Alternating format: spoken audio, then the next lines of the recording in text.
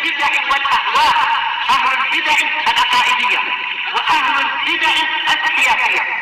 أنا أقول بيننا وبينكم السلف، بيننا وبينكم الكتب، كان فيقول البدع بيننا وبينكم.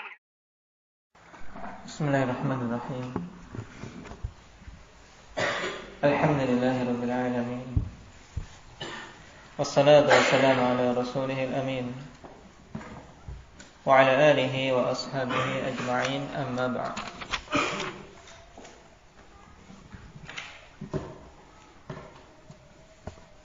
Kemarin kita baca penjelasan awal dari Syekh Ibnu Utsaimin rahimahullah ta'ala tentang kedudukan ilmu tentang asma dan sifat Allah subhanahu wa ta'ala.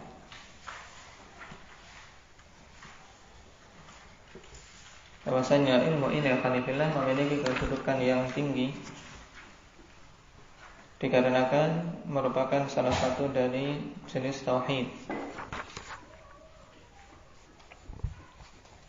Secara lebih mendalam, Ibnul Qayyim rahimahullah ta'ala mengatakan berhubungan dengan ilmu tentang asma wa sifat. Qala Ibnul Qayyim rahimahullah, wa hadha min ajallil ma'arifi wa ashrafiha. Dan ini termasuk di antara semulia-mulia pengetahuan, setinggi-tinggi pengetahuan dan yang paling mulianya. Wa kullu ismin min asma'ihi subhanahu lahu sifatun khassah. Dan setiap nama dari nama-nama Allah subhanahu wa ta'ala itu memiliki sifat yang khusus yang ditunjukkan olehnya. Jadi pada setiap nama itu terkandung di dalamnya sifat. Ini harus kita yakini. Fa inna asma'ahu awsafu madhin wa kamal. Sebab nama-nama Allah itu adalah sifat-sifat pujian dan kesempurnaan. Nah, ketika kita memanggil nama Allah subhanahu wa ta'ala ya Ghaffar, terkandung di dalamnya penetapan sifat bahwasanya Allah subhanahu wa ta'ala adalah zat yang maha pemberi ampun, dan seterusnya. Nah, jadi semua nama-nama Allah terkandung di dalamnya sifat-sifat pujian dan kesempurnaan. Wa kullu sifatin laha muqtada wa fi'lun.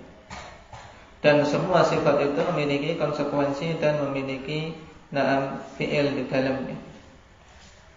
Wa imma lazimun wa imma muta'addi.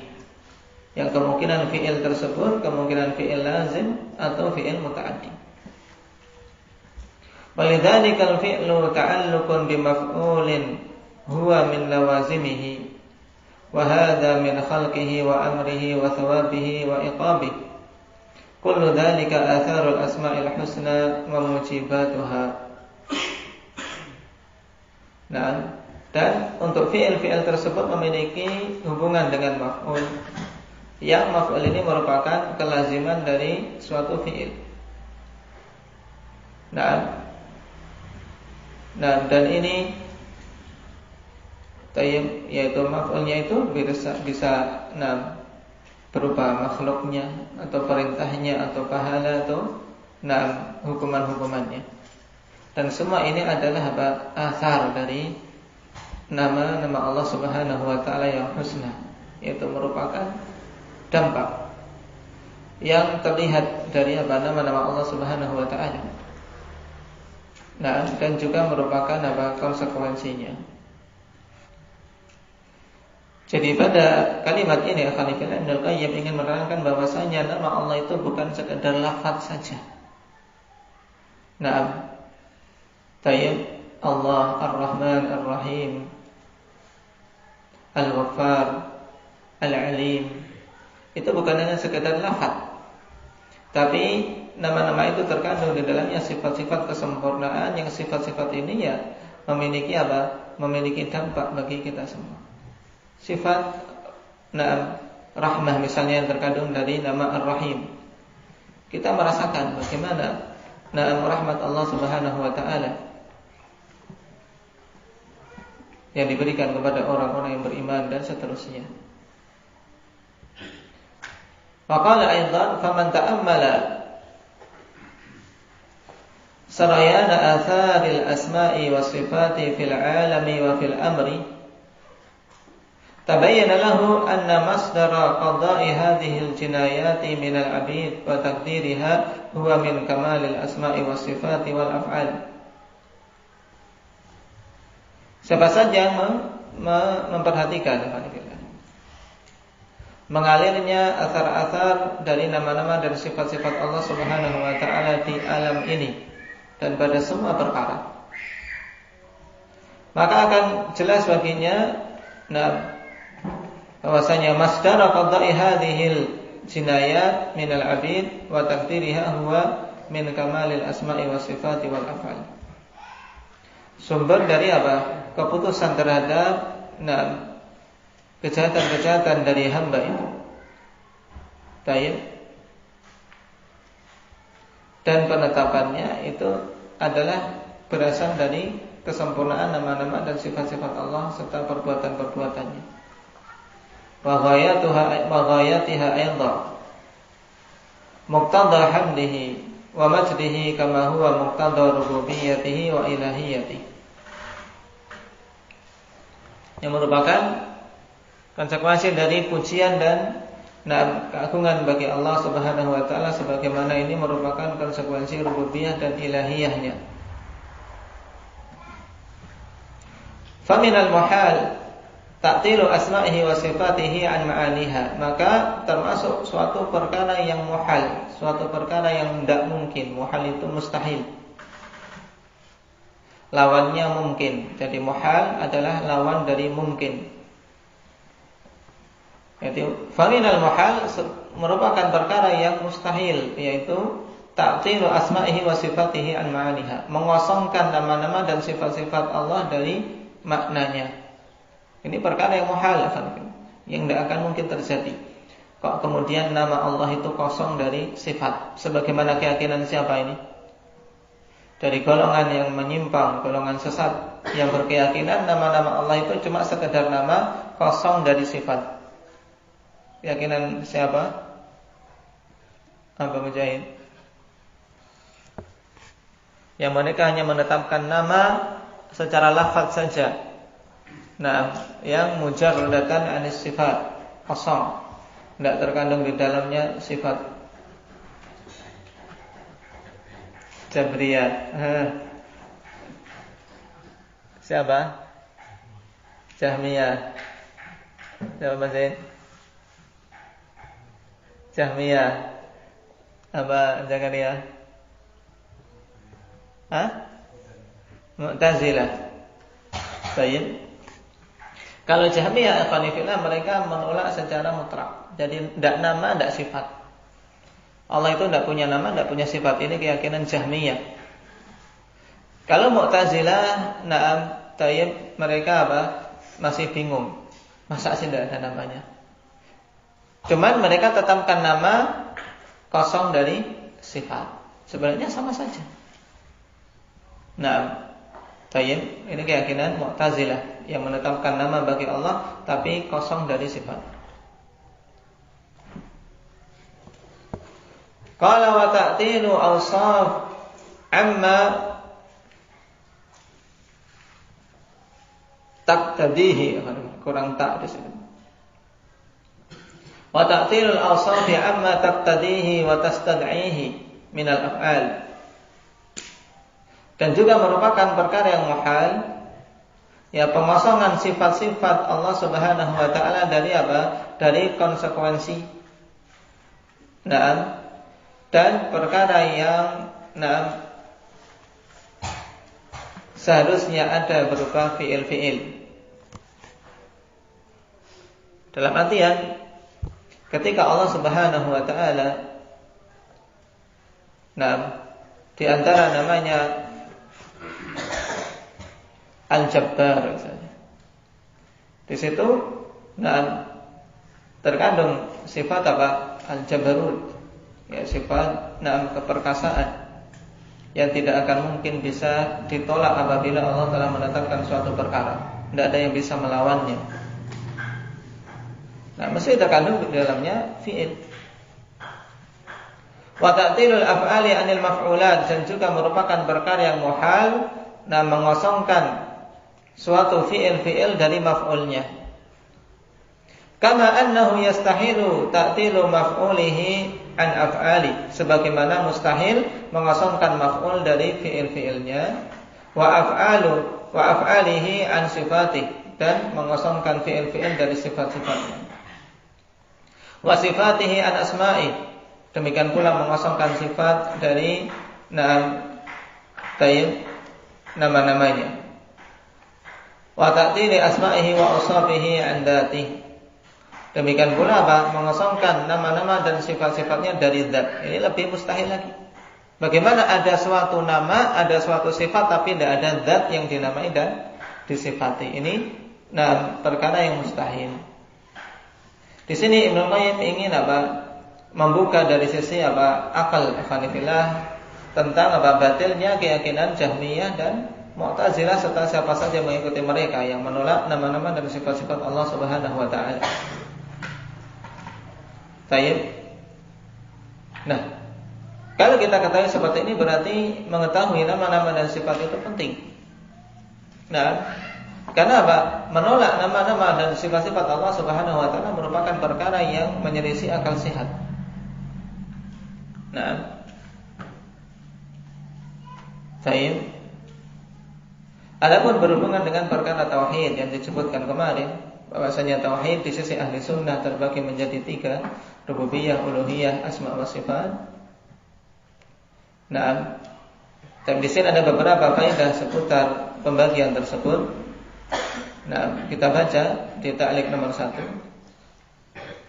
Wa tauhidu huwa masdaru wahada. Wahada fi'il mudhari'nya apa? Indak ya Rifki.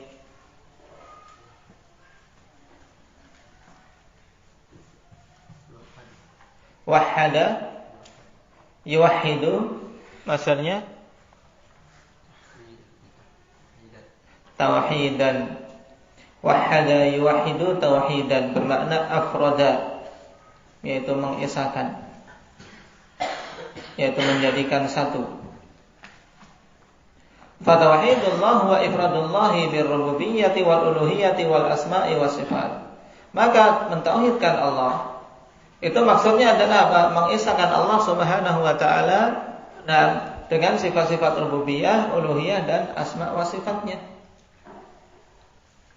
Nah, atau dengan penjabaran yang lebih gamblang lagi apa yang disebutkan oleh Syekh Ibnu Utsaimin, ifradullah ta'ala bima yakhtassu bihi minar rububiyah wal uluhiyah wal asma wa sifat, yaitu mengisahkan Allah Subhanahu wa taala dengan perkara yang merupakan kekhususannya berupa rububiyah, uluhiyah dan asma wa sifat. Nah, dari sini kita ketahui tauhid terbagi jadi 3. Fatauhidur rububiyah ifradullahi bil khalqi wal mulki wat tadbir. Ini ringkasnya. Maka diingat-ingat, di sini sudah ada ringkasannya sehingga mudah antum tinggal mengingat-ingat rujukannya. Ya, tauhidur rububiyah yaitu ifradullahi bil khalqi wal mulki wat tadbir, yaitu mengisahkan Allah Subhanahu wa taala dalam penciptaan, penguasaan dan pengaturan. Jadi Allah Maha Esa dalam penciptaan. Yaitu maksudnya apa? Allah lah satu-satunya zat yang menciptakan. Dari yang tidak ada menjadi ada. Kemudian yang menguasai dengan kekuasaan mutlak dan yang mengatur dengan pengaturan yang sempurna. Maknanya ifradullah bi af'alihi subhanahu wa ta'ala, yaitu mengisahkan Allah Subhanahu wa ta'ala pada perbuatan-perbuatannya. Maksudnya apa? Fi'il dari al-khalq, mulk dan tadbir itu kan kembali kepada perbuatan Allah. Sehingga kalau ada seorang yang mengartikan tauhidur rububiyah ifradullah ta'ala bi af'alihi, ini sama, maknanya sama. Nah, af'al inilah yang kemudian dijabarkan dengan apa? Al-khalqu wal mulku wa tadbir. Karena semua fi'il ikhwanifillah kembali kepada 3 fi'il ini. Nah, taib at-tadbir cakupannya banyak sekali, meliputi pengaturan rezeki, nah, taib pemberian maghfirah, pemberian hidayah dan seterusnya. Wa tauhidul uluhiyah ifradullah bil ibadah. Sedangkan tauhid uluhiyah adalah mengisahkan Allah dengan peribadatan. Ini jelas. Ai ifraduhu bi af'alil 'abdi. Nah, min halifin wa dhabhin wa nadrin ila akhirih. Atau apa maknanya sama dengan apa? Mengisahkan Allah pada perbuatan-perbuatan hamba. Yaitu mengisahkan Allah atau mengisahkan Allah dengan perbuatan-perbuatan hamba, di mana perbuatan ini semata-mata apa? Dilakukan untuk Allah Subhanahu wa taala. Karena apa? Ibadah itu adalah perbuatan hamba ya, Pak. Dengan sumpah, pada sumpah, kemudian menyembelih, bernadar dan seterusnya. Wa tauhidul asma wa sifat ifradullahi bi asma'ihi wa sifatihi wa tanzihullahi an kulli naqsin wa aib. Sedangkan tauhid asma wa sifat maknanya adalah apa? Mengisahkan Allah Subhanahu wa taala pada nama-nama dan sifat-sifatnya. Tidak boleh kita apa? Menetapkan Al-Ghaffar bagi selain Allah Subhanahu wa taala. Dan seterusnya. Serta mensucikan Allah dari semua kekurangan dan aib. Dari semua kekurangan dan aib-aib. Ini 3 jenis tauhid yang insyaallah taala kita semua sudah menghafalnya. Tinggal maknanya tadi diingat-ingat. Qala syubhatun fi taqsimit tauhid wa jawabiha. Di sana ada syubhat tentang pembagian tauhid dan jawabnya bagaimana. Za'ama ba'du ahlil bidah anna hadha taqsimun mubtada'un. Di sini tasydid tidak tepat di situ. Tidak ada tasydidnya kan. Nah, mubtada'un wa muhdatsun laisa lahu aslun inda salaf. Sebagian ahli bidah menyangka bahwasanya pembagian ini adalah pembagian yang mubtada', pembagian yang diada-adakan, pembagian yang baru yang tidak memiliki dasar dari kalangan salaf. Sebagaimana banyak didengung-dengungkan oleh apa? Oleh musuh-musuh dakwah salaf. Dari kalangan sufiyah dan yang lainnya yang dengan syubhat ini mereka apa? Mereka ingin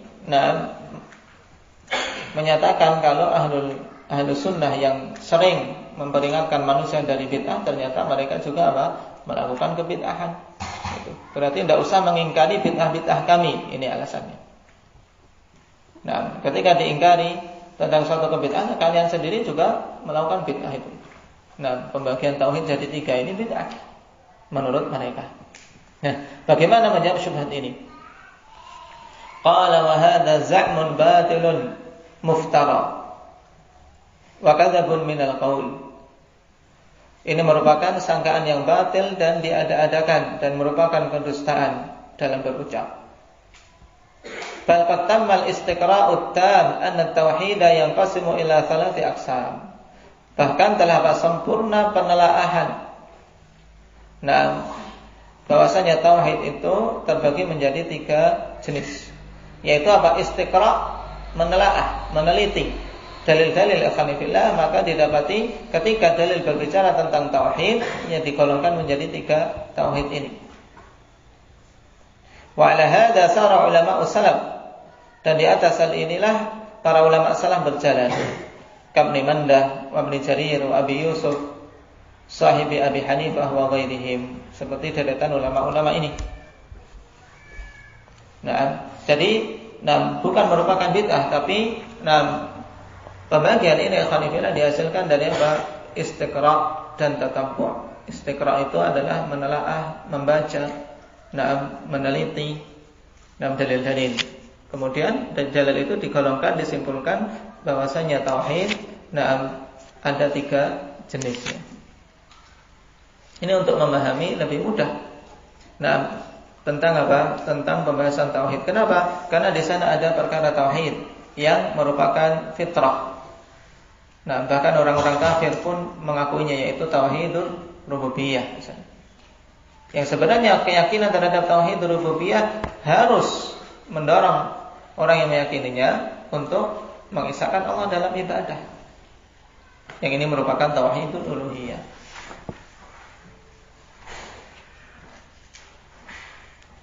Qala wa qad dzakartu hadhihi syubha wa radd 'alayha fi kitabi Adbul Mawrud fi daf'i syubhati ahlil maulud.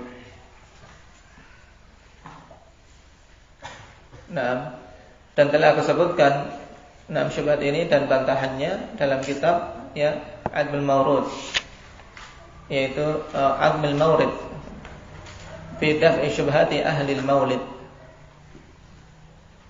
Berhubungan dengan apa? Bantahan terhadap syubhat-syubhat orang-orang yang apa? Yang mengada-adakan Maulid Nabi.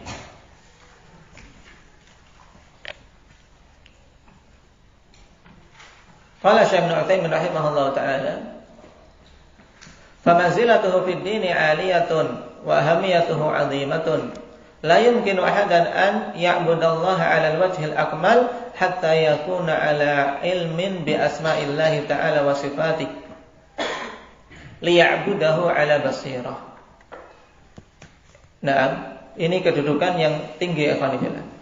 Jadi ilmu tentang asma wa sifat itu memiliki kedudukan yang tinggi dalam agama dan memiliki arti penting yang sangat besar. Sebab apa? Tidak akan mungkin seseorang beribadah kepada Allah secara sempurna sampai dia memiliki ilmu tentang apa? Nama-nama dan sifat-sifat Allah. Dan agar dia beribadah kepada Allah di atas basirah, di atas ilmu. Karena hubungannya dengan kesempurnaan ibadah, berarti apa? Ini sangat penting.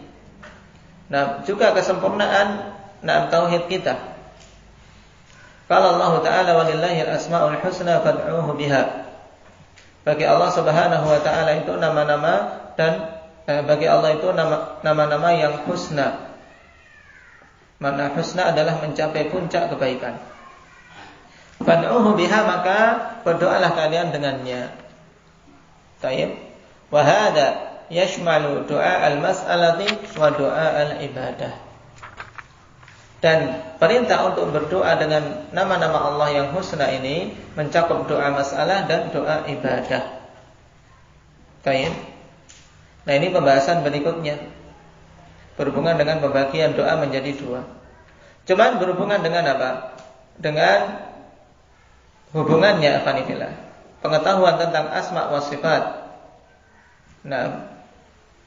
Pengetahuan tentang asma wa sifat dengan kesempurnaan ibadah. Dikatakan oleh Ibnu Qayyim di sini, wa akmalun nasi 'ubudiyatan al-muta'abbidu bi jamil asma'i was sifat allati yattali'u 'alaiha al-bashar. Ya. Dan manusia yang paling sempurna peribadatannya ikhwanifillah, yaitu seorang yang beribadah dengan semua nama-nama dan sifat-sifat yang diketahui oleh manusia. Baik. Kalau kita dalam beribadah kemudian menghadirkan semua yang kita yakini seputar asma wa sifat, mesti akan sempurna ibadahnya. Dia yakin Allah itu As-Sami', Al-Alim, Al-Basir, Al-Ghaffar dan seterusnya. Makanya Rasul sallallahu alaihi wasallam yang paling sempurna peribadatannya. Kenapa? Karena paling berilmu tentang asma wa sifat.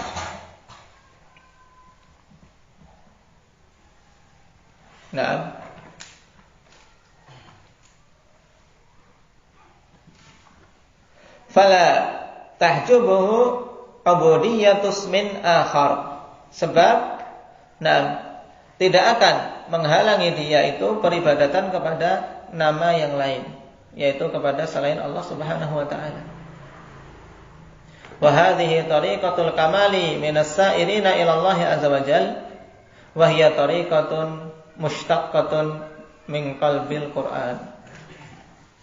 Dan ini adalah metode yang sempurna. Nah, bagi orang-orang yang berjalan menuju Allah Subhanahu wa taala. Kita semua berjalan menuju Allah. Nah, metode yang sempurna untuk ibadah yang bagus akan kuatkan pengetahuan kita terhadap asma wa sifat. Dan ini adalah metode yang Yang terambil dari inti Al-Qur'an. Qala ta'ala walillahil asmaul husna fad'uuhu biha. Bagi Allah itu ada nama-nama yang husna, maka berdoalah kalian dengan yaitu beribadahlah kalian kepada Allah Subhanahu wa taala dengannya. Baik. Ada pembagian doa menjadi dua, insyaallah kita ambil pada pertemuan yang akan datang. Nah, dan waktu tinggal beberapa menit sebelum maghrib, maka pergunakan untuk doa qiraatul Quran. Nah, baik. Yang belum banyak membaca zikir la ilaha illallah wahdahu la syarikalah lahul mulku wa lahul hamdu wa huwa ala kulli syai'in qadir dibaca. Nah, sudah dapat 100 belum Akbar? Nah, 100 saja belum. Baik. Dibaca banyak-banyak. Nah, khair doa yaumi Arafah. Sebaik-baik doa hari Arafah. Nah, baik. Wa khairu ma qultu ana wan nabiyyun min qabli la ilaha illallah wahdahu la syarika lah lahul mulku wa lahul hamdu wa huwa ala kulli syai'in qadir. Dibaca itu. Subhanakallahumma wa bihamdika asyhadu an la ilaha illa anta